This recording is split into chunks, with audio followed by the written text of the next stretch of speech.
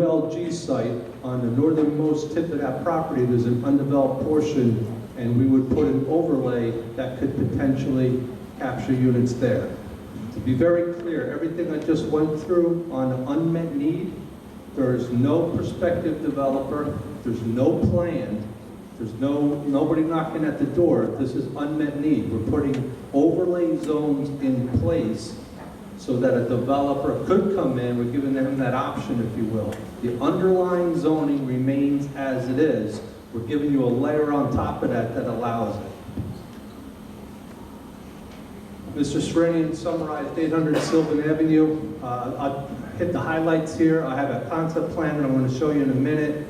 So I'm not going to spend too much time here. I'll circle back. 400 units.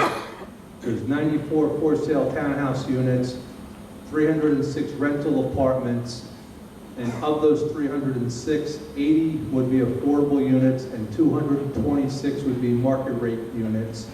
In order to accomplish that, we have to reconfigure and realign the existing parking and circulation and driveways on what's known as the existing research and development facility that is to remain on 8 acres at the southern portion of the property. I have a concept I'll show you in a minute.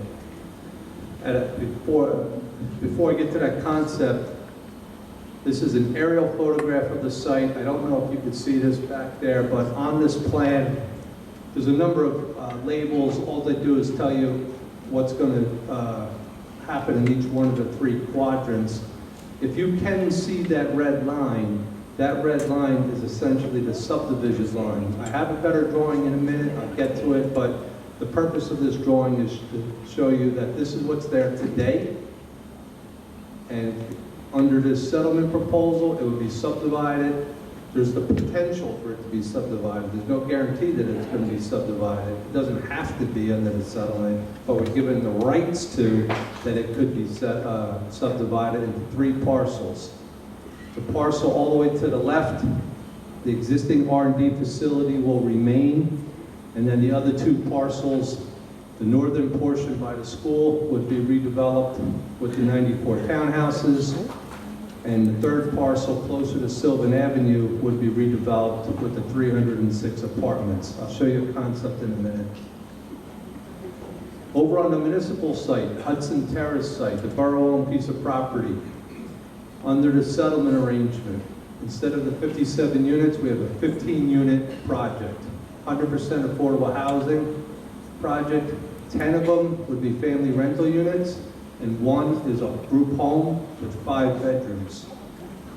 This is the site right outside our borough hall, borough hall, known as the Lions Club, the tennis courts. Most people are familiar with this. And this is a concept plan that was prepared by one of the consultants looking at doing this project. The blue is a 5-bedroom group home. The brown area, the rectangle in the middle, is a community room. And then the sand color, if you will, is the affordable housing project. So there would be 10 units in the sand, and there's 1 group home, which would have 5 bedrooms. We get 15 credits on this project. This would, if you go all the way back to the beginning of my presentation when I had another sketch with the 57 units, this plan replaces that. The 57 units goes away, now you have 15. This is the architectural, again, none of this is etched in stone. I have to show you something, so please, these are concepts, very early concepts that have been prepared, so we have something to show you. But this is the artistic renderings of what the 15-unit project would look like.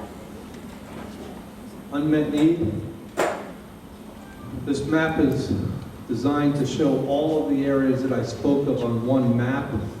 The green, the purple, the green is the B3 zone. The purple is the Hudson Terrace overlay.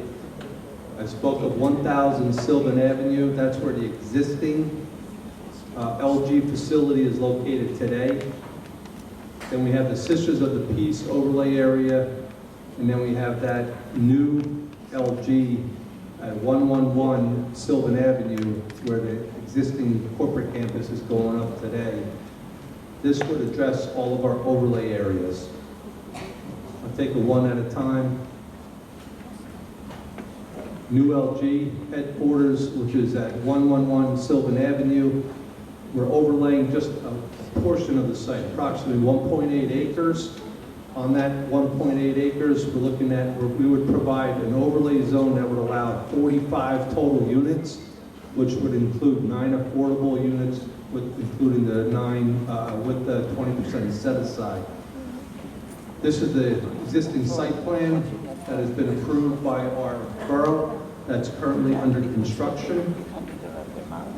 Most people know, you can't miss this building, it's all under construction right now. The green area, if you can see that area in the northern portion of the property, I've highlighted that. That's the portion of the property that I'm talking about. This plan, same plan, I'm just blowing it up a little bit. This is the northernmost portion of this corporate campus. Right south of that green area, there's isolated wetland areas, and then there's a proposed basketball court. All of that would stay intact. We would only focus the development on the northern tip. This is the concept plan of what those units would look like. It would be a 3-story building, 3 stories of residential units over 1 level of parking, and the wetlands would remain. Again, this is a concept that would allow for an overlay zone. There's no developer right now. There's no plans right now. There's nobody knocking on the door. I don't have anything else to show you. This is just an overlay zone that we would put in place. Then you have, I know it as, it's the existing LG site, not the old LG site, but where LG is currently located. The thought process with Fair Share Housing was they're about to vacate this building and relocate to this new corporate campus. What's going to happen to the former office building once they vacate it? They may stay there and continue to lease it and so forth, and that's fine.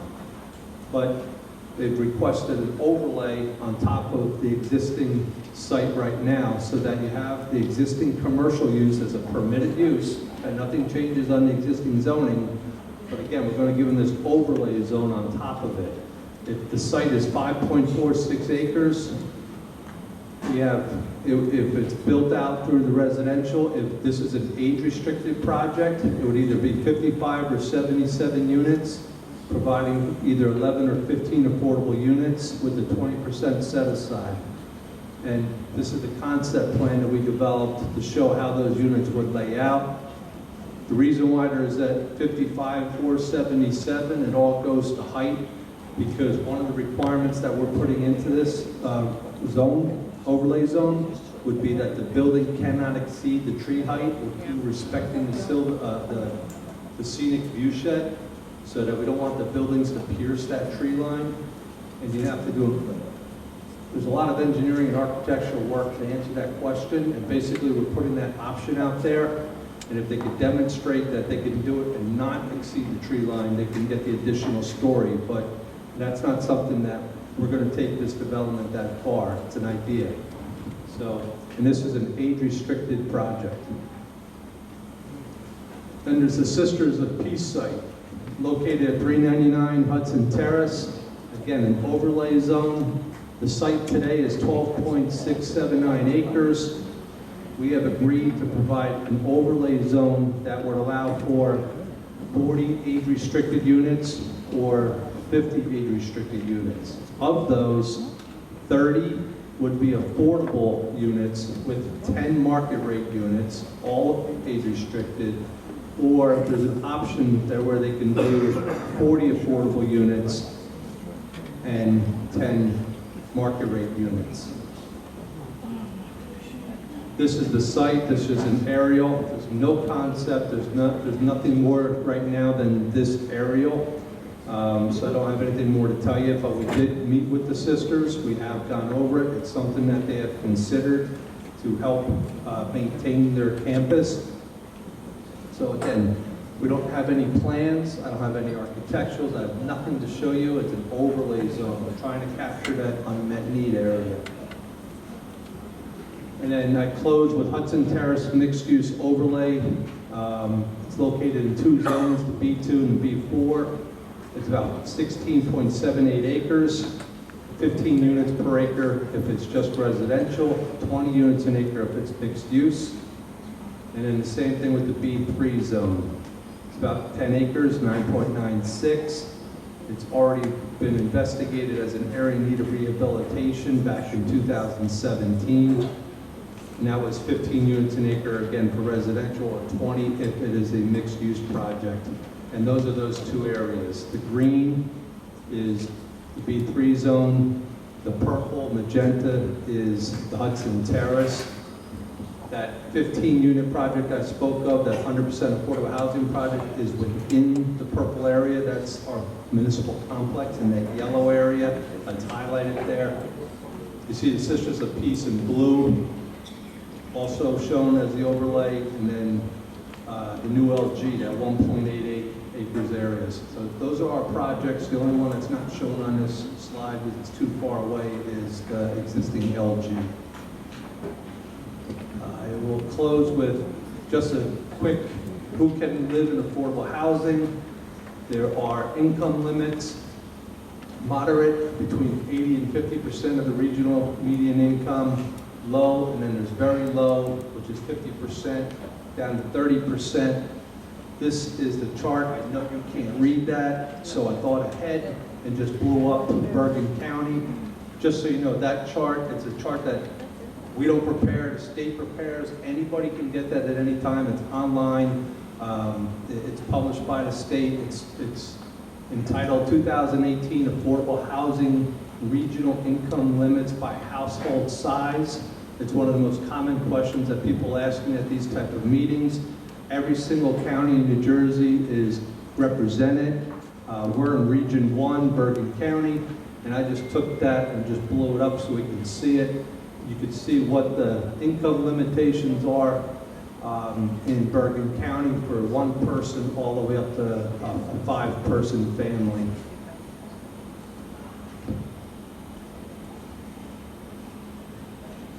Bear with me 1 second. I'm going to go, if I could pull this off. I'm trying to bring up that concept plan. It's somewhere else in my files.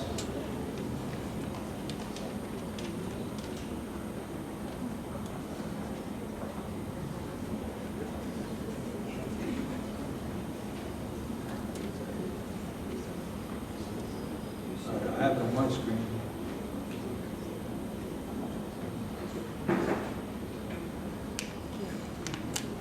Bear with me 1 minute, please.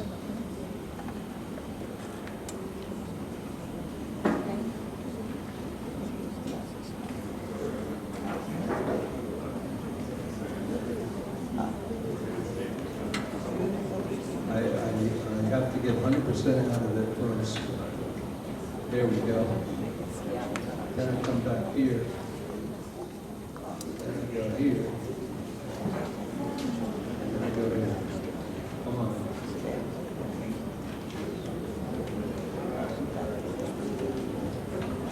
This, this is, now I'm back to 800 Sylvan, okay? I spoke about that subdivision line and the redevelopment of that property. Again, this is not, I'll just be very clear, I repeat myself, this drawing's not completed. I'm still working with their design professionals on it, so I don't want to mislead anybody. This is not the final drawing. I can say that this is pretty close to where we are. I don't want to mislead anybody. I don't think the changes are substantial, but there are still issues that we have to work out. So I'm just trying to be as honest as I can be here. This is 800 Sylvan, 28-acre piece of property. I don't know if you could see it in the back, but there's a red subdivision line. The one subdivision line that goes east to west, that goes from Sylvan Avenue to Floyd Street, that subdivides 8 acres of property, and you can see the reconfigured research and development facility that's currently on the project today. I wish I had a split screen about existing and proposed, but you'll see there's in the back, what I mean by back, I mean up along Floyd Street, there's a one-level parking garage that's now there, and there's a surface parking lot that's reconfigured and expanded in the rear of the property.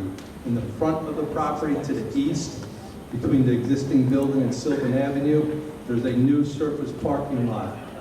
That's the parking and that's the driveways that had to get reconfigured and realigned in order to support the existing R&D facility. Approximately 430 parking spaces, I believe, needs to be reconstructed, realigned on that property to support that. Then there's a subdivision line. The northern or the western portion, up along more towards Floyd Street, that layout includes, I'm showing right there, 94 townhouses. There's actually 96 on this sketch because that's one of those issues that we're still working on. We're trying to see if we can is there a way to lower the overall number of units on the site by making 2 of the townhouses either group homes or affordable units on that site. So they're not more market rate units, we're just trying to figure out how best to do the 80 units.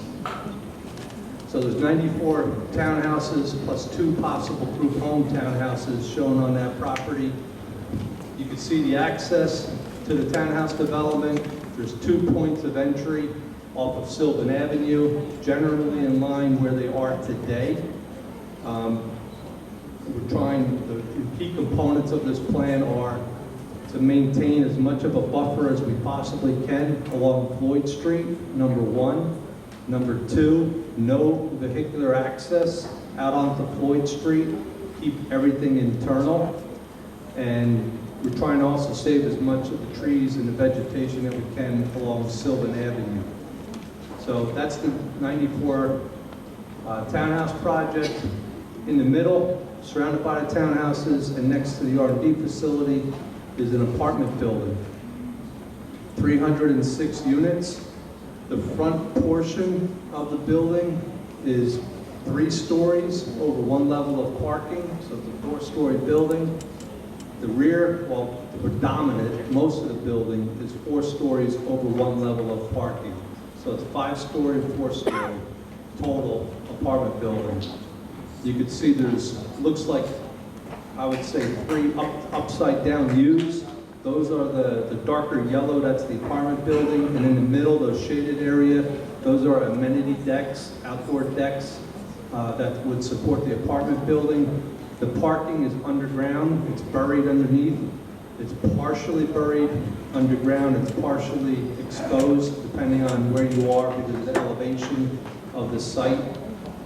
So the 94 plus 306, that's your 400. So at a very high level, I'll stop there. The building, you can see, my last comment would be that the apartment building is generally in line with the existing CNBC building. So if you go up and down Sylvan Avenue right now, it's generally along the same line.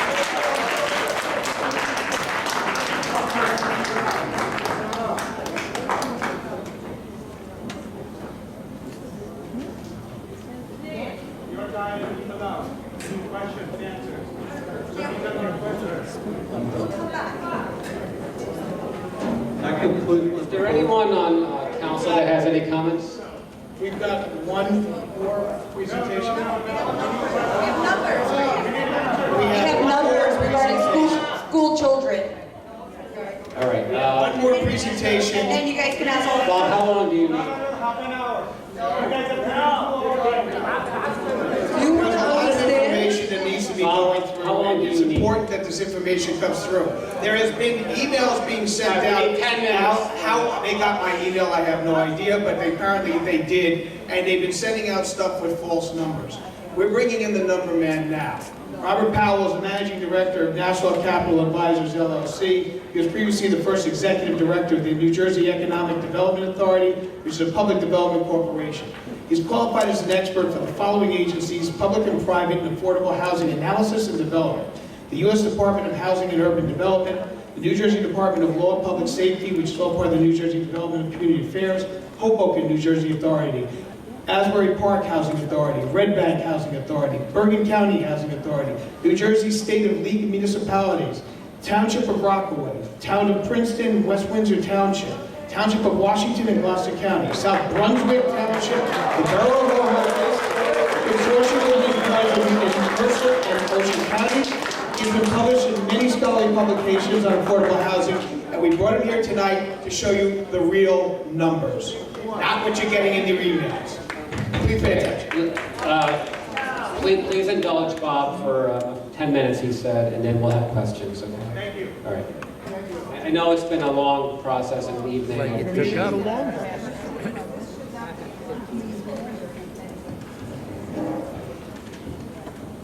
Good evening. I will absolutely try to make this as brief as I can and as helpful. What the council and Jeff Serrani have asked me to do is undertake an analysis of the impact of the 800 Sylvan Avenue project on the public schools in Inglewood Cliffs, and to utilize for that purpose the most accurate, current, and credible data that is available on what is sort of a complicated subject. The plan, as has been already described, is as you see here. That was the basis of my analysis. 94 for sale townhomes. It's important to understand, by the way, a couple of details. The townhomes, as we see them in the plan, are large and are relatively expensive. They range in size from 3,200 to 3,700 square feet. They may be 3 or 4 bedroom. And the apartments are divided, as you see here, between 226 market rate apartments and 80 affordable apartments. The assumption that we're making, and I think this may be part of the negotiations, is that the market rate apartments will be limited to 1 and 2 bedroom distribution. So no 3-bedroom apartment. Before I get into the numbers, one of the most important predicates to all of this is how do we know how a new project, how many school-aged children are going to be generated by a project? And for the last 20 years, towns and demographers have tried to solve that problem with guesswork. The good news is that in the last 10 years, thanks to advances in the U.S. Census, we can now predict with a very high degree of statistical accuracy and geographic zeroing in the number of school-aged children that will be coming out of new developments.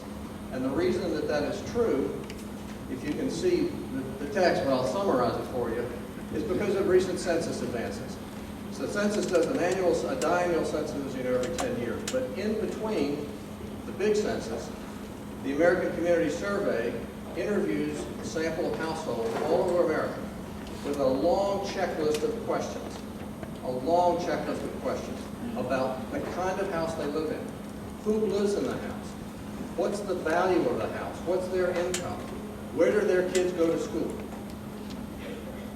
That data is all fed into a mainframe somewhere, and private data collectors, including the one that we're using here, eConsult, can mine that data and zero in on the answers to those questionnaires and develop very specific, what we call multipliers, of how many public school-aged children will be generated from a newly moved-in household. That's one of the variables that we screen out. The only people that are surveyed for the basis of these multipliers are households that recently moved in within the last 7 years.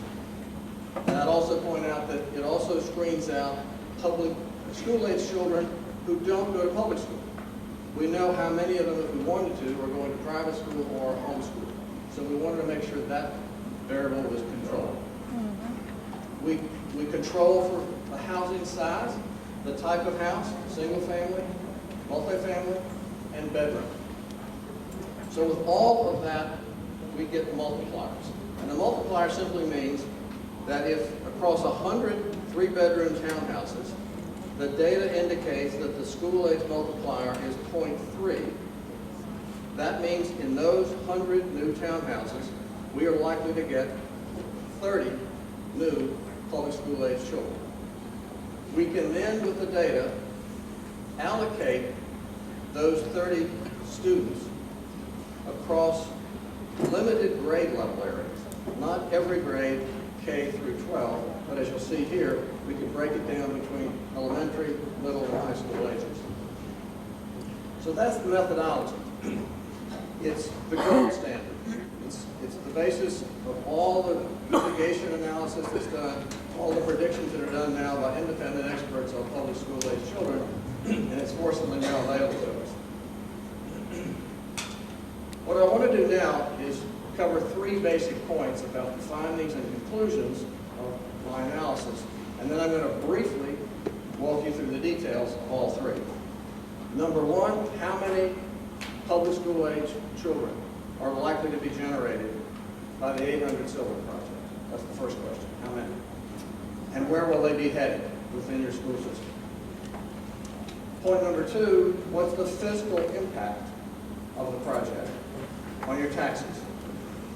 And number 3, where are those new public school age children likely to go to school within your school system? In order to help us understand the capacity of your school buildings to absorb the additional students. So those are the 3 points I want to cover. Point number 1, as I will show later in the worksheet, I'm projecting an increase of 127 public school age children in all grade levels coming out of the Sylvan Project. You will also see later in the worksheet that grades kindergarten through 5 are going to get 78 of those students. Grades 6 through 8 will get 20 of them, and the high school cohort will be 29. It still generates some kids. It will generate, I predict, that number of children. So let me just keep going here for a minute. Let me just keep going. The second conclusion is the fiscal impact. The project right now is assessed for tax purposes at a little over $62 million, which includes the land and the office building that's on it. We have run a financial model, a very detailed model of the Sylvan Project using the size, the costs, the revenues, the rental income expenses, for purposes of providing a new assessment for that project once it's built and stabilized. And our projection is that upon completion, the assessed value of that project will more than triple in value to approximately $209 million. That new assessment, based on just your current 2019 equalization ratio and your tax rates, is projected in 2019 dollars to generate total tax revenues of just under $3 million a year, of which almost 40% is the school tax, which would be $819,000, which would go for school purposes, which turns out to be, if you're interested in just ratios, the $819,000 is roughly $6,400 for each of the new public school age children.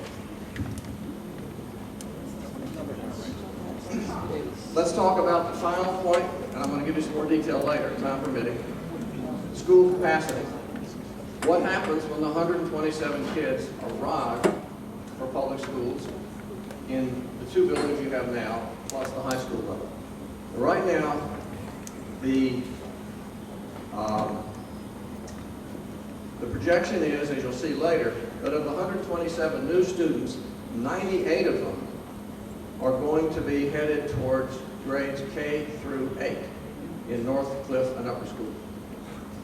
That turns out to be, on average, approximately 11 new students for each of the 9 grade levels that you now have buildings to provide classrooms for. And I will make one other point we're going to get to later. Within the 9 grade levels in these 2 buildings that you have a total of 26 classrooms. Grades 1 through 8 each have 3 classrooms, and your kindergarten has 2 at this point. So the 98 public school age children average about 11